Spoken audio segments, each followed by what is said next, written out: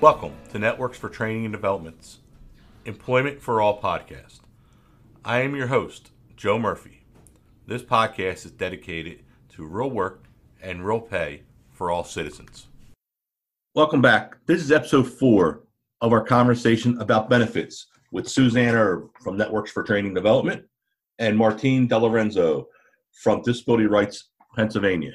If you missed this or any other of our podcasts, please feel free to go back and check them out. Hi, I'm Suzanne. And I'm Martine. And we'd like to talk to you today about IRWEs. Martine, what are IRWEs? So IRWEs are a work incentive. IRWE is an acronym for Impairment Related Work Expenses.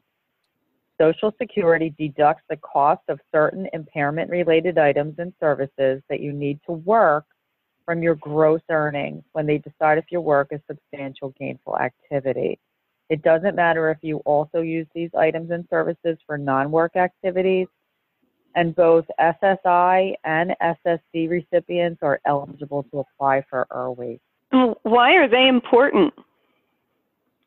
Well, beneficiaries are often so afraid of losing benefits that they're afraid to begin work. IRWE can incentivize people who are thinking about entering the workforce.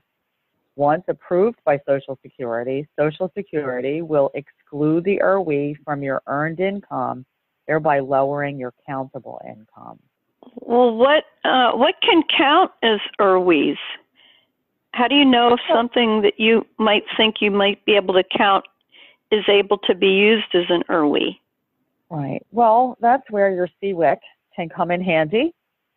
Items that enable you to work, such as the cost of special transportation needed because of your disability, the cost of a modification of your vehicle that you need to travel for work, are examples. You must need the item or service because of a physical or mental impairment, something like attendant care services performed in the work setting.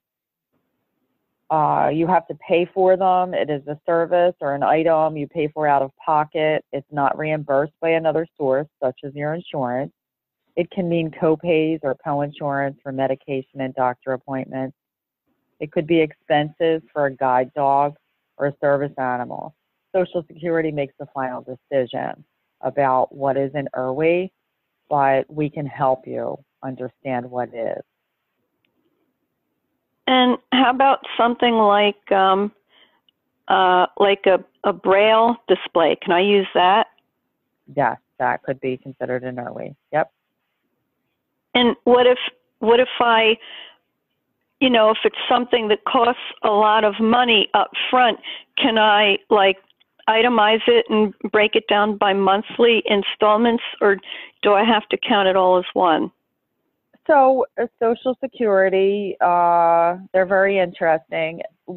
If you can pay for that thing with an installment plan over several months, it's usually better to do that, because then they will deduct that amount that you're paying on the installment plan, right, from the month where you're paying for it. Other than that, they will take it out at the month that you pay for it. Okay. What cannot count as IRWEs? So the cost of your vehicle will not count as an IRWE. The cost of a modification, if it's not related to your disability, like getting some pinstriping or some fancy wheel covers or something. Attendant care services that you use on non-work days. Maybe you have someone drive you to a supermarket. That's not an IRWE. Diagnostic procedures not related to your disability. The cost of medical marijuana, because it is a federal violation, even if it's legal in your state. And expenses for pets, right? So guide dog is not a pet. It's a specific animal that was trained to help a person in a specific way. Pets are not guide dogs, and you can't use their expenses. But again, Social Security makes the final decision about this. So how am I supposed to keep track of my IRWEs? Well, your CWIC can help you find the best way to keep track of them, and it might be different for each person. The most simple answer is you have to save the receipts for any expense that you might be considering as an IRWE. Keep them in a safe and organized place. Well, that's kind of hard, but I guess I'll have to do it. Okay. When and how do I need to report these IRWEs to Social Security? Your CWIC can help you draft a letter or give you a form letter to use to request an IRWE. Once approved by Social Security, you'll be expected to provide these receipts and evidence to Social Security once a month. It is best to provide the information to Social Security when reporting your income. I find it best to be very detailed in reporting to Social Security. It may feel like you're doing your work for them, but this way you're making it easier for them. If you give them what they need in the simplest, clearest format, there are less questions on their part, and it eliminates delays due to back and forth communication. In the end, it's your benefit, and you are responsible for reporting income, IRWE, and any changes as soon as possible. If you have all your ducks in a row, you know what's going on at all times. They have countless people to help keep track of, and this is your benefit. So you'll be the one affected if something goes wrong. So making it easier for them makes it easier for you. If you're struggling with saving your receipts, talk to your CWIC about it. Your CWIC is there to help you, and we're very flexible in the work that we do. And people that are needier, we definitely help them. Oh, that's great. Is there anything else I need to know? Well, the information I just spoke about can be found in Social Security's Red Book. It's on page 23. You can look at it online. You can request a copy be mailed to you from Social Security. It's free. Our WIPPA project mails a copy in a packet to our referrals.